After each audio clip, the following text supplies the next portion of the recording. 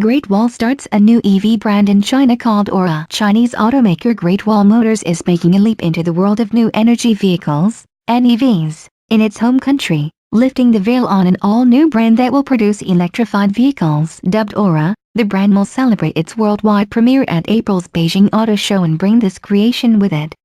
The IQ5, as these images published on Chinese media, including Autohome, reveal. The Aura IQ5 is a 5-door SUV with a liftback-style trunk. The design isn't the most appealing currently on the market, and on this example, features a curious mix of white paint with black accents, including the side skirts and the lower portion of the front bumper. Sadly, we don't have any pictures of the interior, but it is unlikely to be mind-blowing. Local media reports that the Aura IQ5 measures 44-45mm long, 17-35mm wide, and 15-67mm high, complete with a 26-15mm wheelbase. Impressively, curb weight is allegedly just 1395 kilograms. Power is sourced from a single electric motor delivering 160 horsepower, enough to send the IQ5 to a 150 km/h top speed. No information about the vehicle's range has been announced. It is unknown if the IQ5 pictured is a production spec model, but we're sure to discover more in Beijing.